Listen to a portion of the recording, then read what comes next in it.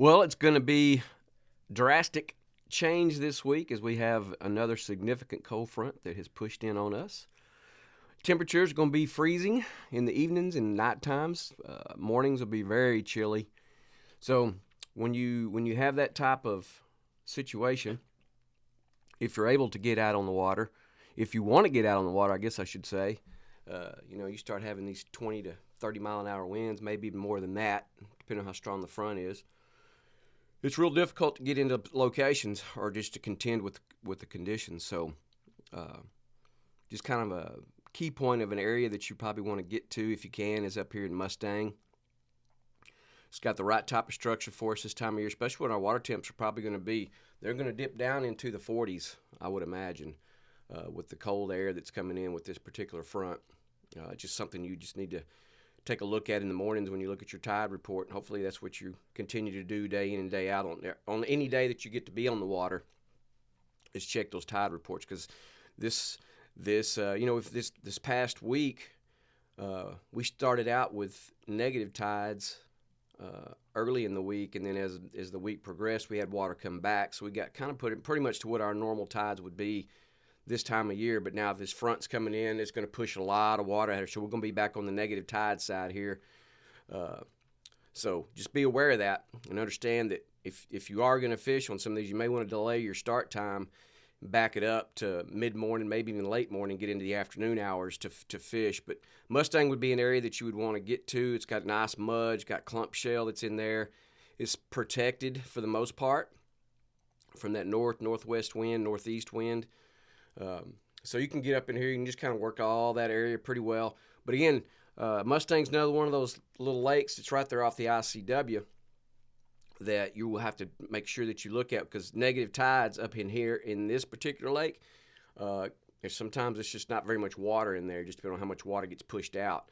So another thing that you probably want to do is come out here on the edge of the ICW and just kind of work down past the Texas Parks and Wildlife launch area where they got one of the measuring stations. Just come down here and just work off of that, work the deeper edge, work the mud, and just kind of stay along that type of stuff. Again, with that colder air and colder water, those fish will drop off in that deeper water. So the ICW is a good option for you, and you can stay protected along here. You can just kind of pick your spot out, and if you want to work further down, you can. You got some back lake mouths that you can kind of work the guts on those. Up here in Sundown Bay as well.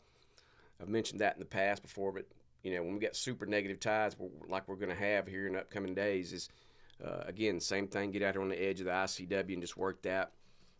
Main thing that we've been throwing, of course, we're coming off the big moon.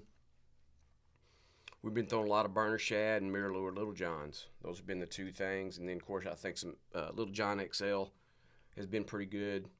Mirror dines, soft dines, should I say. Smaller in length and a little bit fatter in profile.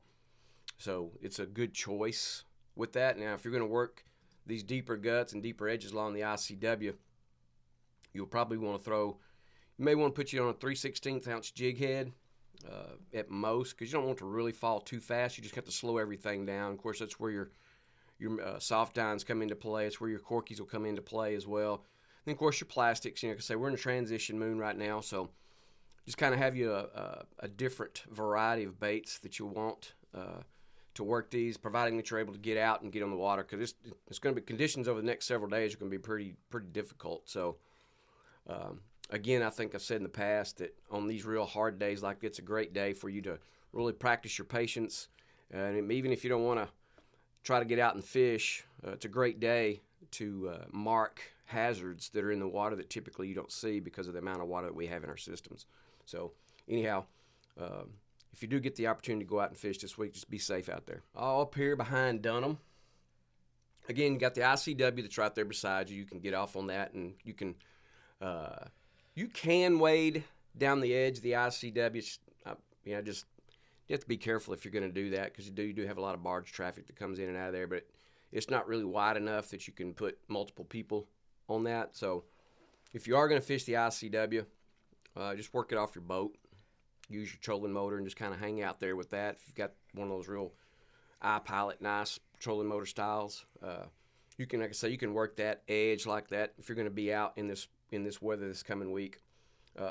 Dunham, this whole back here, you've got this deep water access right here. The old part of the old ICW from years ago is through here, and it's it's deep. It's 18 to 20 foot deep in some of those spots. So, and you can get on either side of that, and you can wade that. So, again, it's not a real long wade, but when you have negative tides, it makes it easier to distinguish that area there pretty good, because you can get all back up in here. You can get off those shell bars on either side and work that. And you got nice mud that's in and around that area.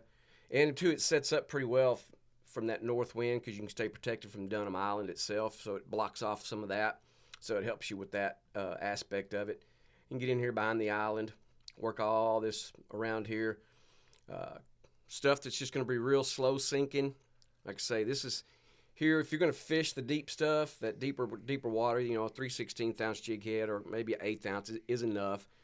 You can do it with a 1/16. Done it plenty of times. You just have to be super patient. If you try to work it the same way as you're fishing knee-deep water, it's not going to be as successful for you.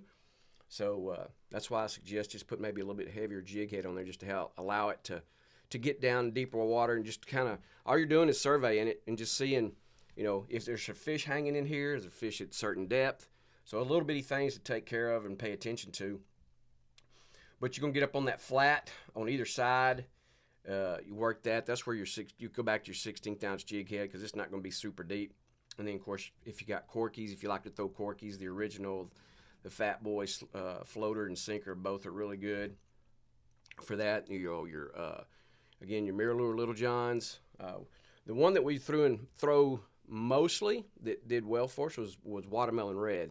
It was the most productive for us this past week. We had several days on the water that were very productive, throwing that even around the big moon. So, we did target our majors and minors, but still, we had some good days on the water this past week. And lots of redfish, a lot of trout, a lot of good trout, depending on where you were. And then we worked all this area back around here, up and down, backside of Dunham there. This whole shoreline, you got that edge that's out there on it. And you can say our water temps, they cooperated with us, because we had some warmer weather this past week.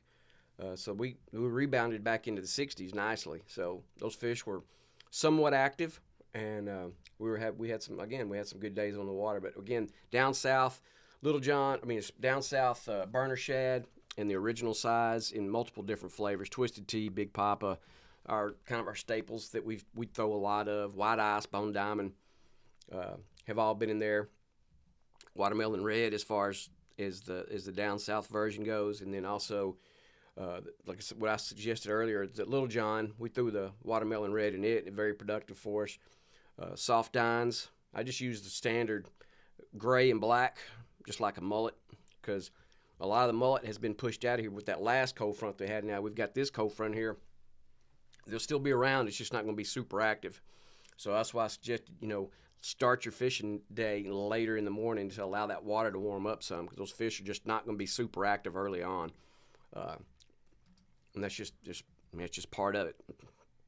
So take advantage of these opportunities when we have this type of weather, because you don't get those chances that often. So then that way you can have a little experience during that time frame, working that kind of stuff, working in that kind of weather and those conditions. So it's always to be able to put a feather in your hat, so to speak, just to allow you to get better on the water. Swan Lake, again, with the conditions that we're going to have this upcoming week, Copano is going to be one of those bay systems you're going to have to really want to fish it to battle it, because there's really not a whole lot of protection unless you get up in the turtle pen side, but then you're going to take a little bit of a tail whip and get into it, because you go right into the mouth or the teeth of the wind going north up there. But you can get, you can put into the sand ramp there at 188 and get up in here to Swan Lake, and you don't have to take that bad of a beating, because, like I say, just Copano Bay does not set up really very good at all for a northeast or northwest wind, and it just gets really rough. But if you can get in here to Swan with the water levels that are going to be, then you can get out here in the middle of it, and you can work all that area in here like that. You can work shorelines. You can work in here behind the little islands, which is always a good little spot. And like I say, that area stays pretty protected for the most part. And if there is enough water, you can get up here on this flat and work all that. That'd be a great location for a topwater bait if you got it. If there's enough water to be able to do it. Like I say, this big front that we got that's pushed in here is gonna push water out, so we're gonna have those negative tides. So just prepare for that. It's gonna happen. But then it's another good location here is to get on the edge out here where that deeper water is. And again, the same thing we talked about earlier about fishing the ICW. You can fish this edge like that as well, and see if you can find and locate fish. Get back into here, Port Bay, this area here on the backside of the little island is a good location to be. And then, of course, on the the west shoreline here, all the way down here in Port Bay is another good little area to work. Depending on how much water's in or out, it'll just determine how far you're working off the shoreline to find your fish. Now, if you have the kind of boat that's small enough, it's not very tall, you can get underneath that 188 bridge, especially when these negative tides hit, and get back on the other side, on the south side of 188 there. That's still continued on Port Bay. Real good wading back in there. It's a lot of mud. Gets soft on the backside back there, but those fish have a tendency to want to stack up back in there, whether it be black drum, redfish, scattered trout. You can get back on that backside and just kind of work the different shorelines, and it's all pretty much protected back there for the most part, unless you're just fishing into the wind. But that said, like I say, as long as you can get your boat underneath the bridge there, you're fine. But it's a good point of emphasis to be to when this water gets really cold, because it's pretty much all mud back in that side of it, and that sun beats on it, these big old high pressure days, it can be very good.